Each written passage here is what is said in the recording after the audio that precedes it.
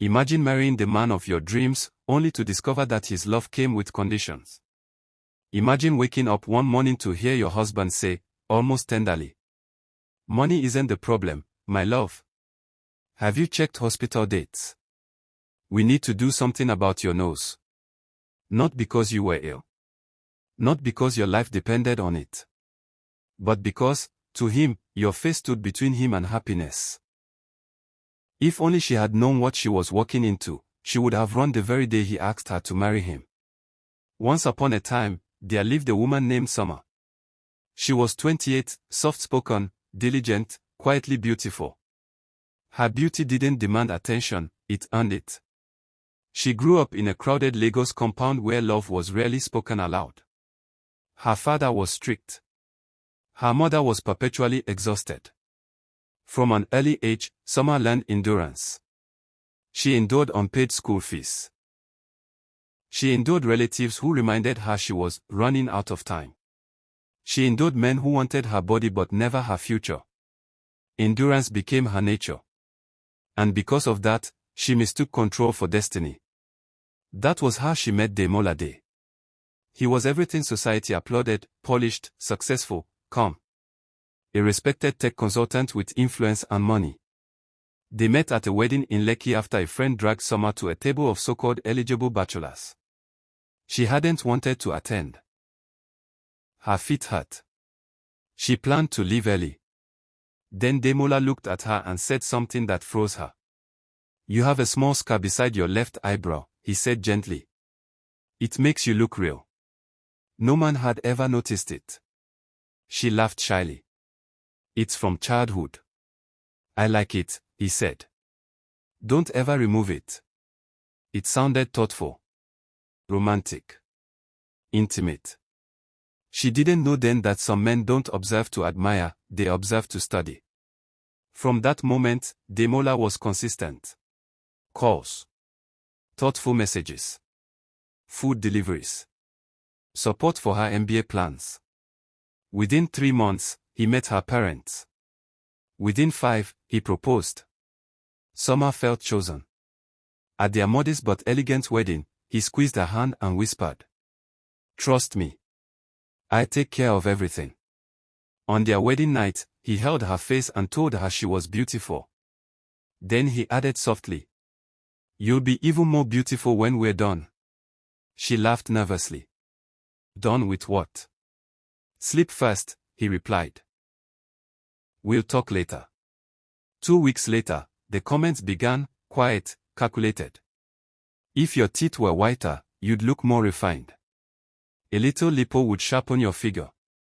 Your nose is fine, but there's a better version of it." She laughed them off. Until one evening she came home to find a brown envelope on the dining table. Inside were hospital brochures. Surgery schedules. Before and after photos. "It's our next phase," Demola said calmly. "Our upgrade. You want me to have surgery?" She asked, trembling. "Yes. I have a certain taste. But you married me like this." "I did," he replied evenly. "I just believe there's a higher version of you." When she resisted, his voice stayed gentle, but firm. "I'm not asking, Summer. I'm telling you." That night, she cried alone in the bathroom, not because of surgery, but because the truth had finally reached her. He didn't love her. He loved an idea, and was carving her into it. Things deteriorated. He stopped posting her. Walked ahead of her in public. His mother began to interfere. "Appearance is respect," her mother-in-law said. "Make your husband happy." One night, Summer overheard Demola on the phone. "She doesn't need to understand," he said. "She just needs to look right." Something broke inside her. While he slept, she searched his laptop. What she found terrified her. Emails to clinics. Proof of payments. Other women's names. Before and after images. Different women. Same final face. Then she found a folder titled Dream Face. Inside was a photograph of a woman, elegant, striking, with a familiar scar beside her left eyebrow. The same scar. Her name was Nadia Day. Sleep abandoned her that night.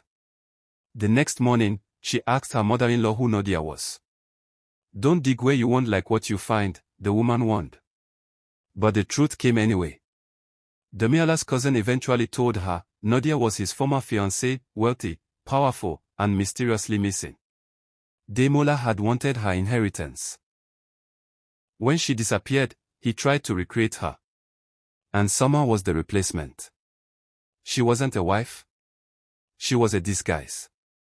When Summer tried to leave, men blocked the gate. "Even if you refuse," Damola said calmly, "we have other methods." So she pretended to submit.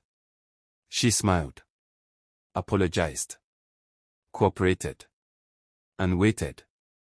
Before the scheduled surgery, she requested routine tests and secretly added a DNA test using hair she found labeled NA. The results shattered her.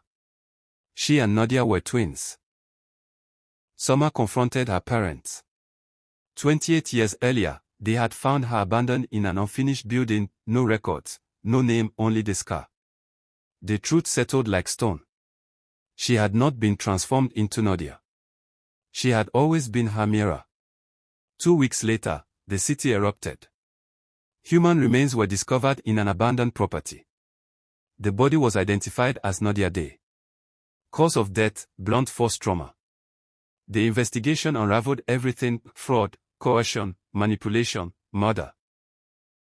Damola was arrested and convicted.